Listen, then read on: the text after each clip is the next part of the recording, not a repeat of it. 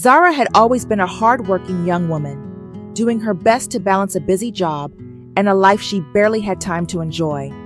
The one thing that kept her going was the small acts of kindness she tried to show to others, whether it was helping a neighbor or feeding a hungry stray. But she never expected those little acts would change her life forever. It all started one rainy afternoon when she met an old woman sitting on the curb outside her apartment. The woman, with ragged clothes and wrinkled hands, seemed out of place in the city, where everyone was busy rushing about.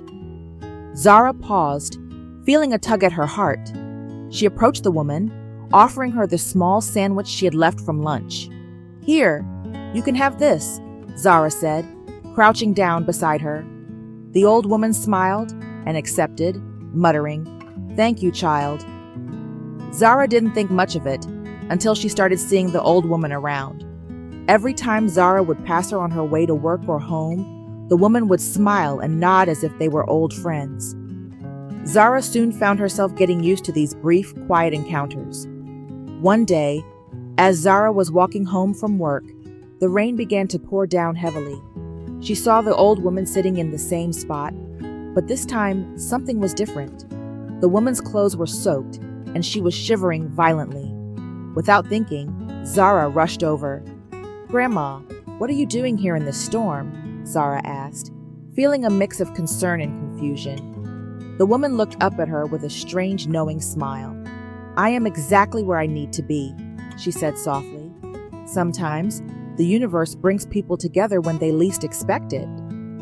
Zara didn't understand, but she helped the woman to her feet and took her inside to her apartment. She gave her tea and a blanket to warm up, still wondering who this mysterious old woman really was. The woman's name was Nneka, and from that day on, she never left Zara's life. But as their bond deepened, Zara started to notice something odd about Nneka. She wasn't just a poor, lonely old woman. There was something about her, something that didn't match the life she claimed to lead. Nneka had a calm, almost regal presence that made Zara wonder if there was more to this woman than she let on. One day, Zara returned home to find Nneka sitting in her living room, looking out the window. "Zara, you're an amazing soul," Nneka said, "but you've yet to realize the power you hold inside you." Zara blinked, not fully grasping her words. "What do you mean, Grandma?" she asked, sitting beside her. Nneka smiled, her eyes twinkling with an unsettling mix of wisdom and mystery. "The choices you make now will shape your future, Zara. The world is watching you, and it needs someone like you to lead." Zara shook her head in disbelief. "I'm just trying to survive, not lead anyone." Nneka's expression grew more serious. "That's where you're wrong. You've already been leading, whether you know it or not." The next day, Zara received a message that would change everything. It was from Austin, her close friend at work. He sounded frantic on the phone. "Zara, you won't believe what I found out. Nneka, she's not just some poor old woman. She's a billionaire. She's been pretending to be poor, watching you closely." Zara's heart skipped a beat. "What? No, that can't be true. She's just an old lady who needs help."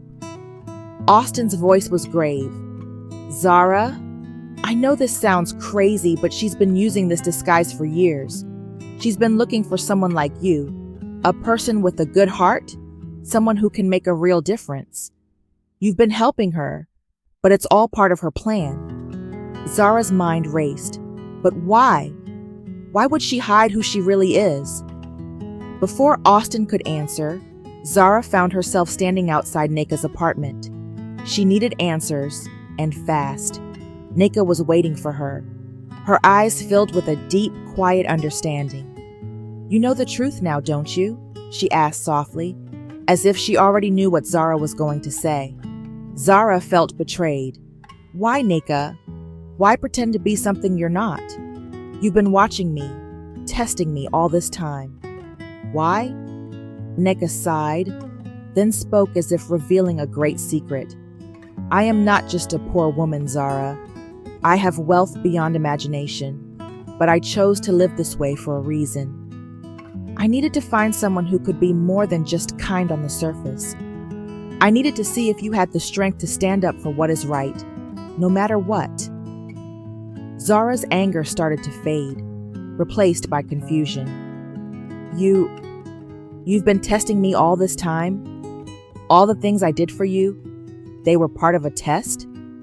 Nneka nodded. Yes, and you passed, Zara. You are not just someone who helps others out of pity or obligation. You help because you truly care. That is the kind of person the world needs right now. Zara felt her world shift. She was no longer the young woman struggling to find her place. Nneka had chosen her for something bigger, something she had no idea how to handle. I never wanted power, Zara whispered, still trying to wrap her mind around everything. I just wanted to help. Nneka's smile softened. And that is why you are worthy of more. You've shown your true strength. Now it's up to you to decide how you want to use it. As Zara walked away, she felt a storm of emotions swirling inside her. The life she knew was no longer the same. She had a choice to make. And it wasn't just about helping others.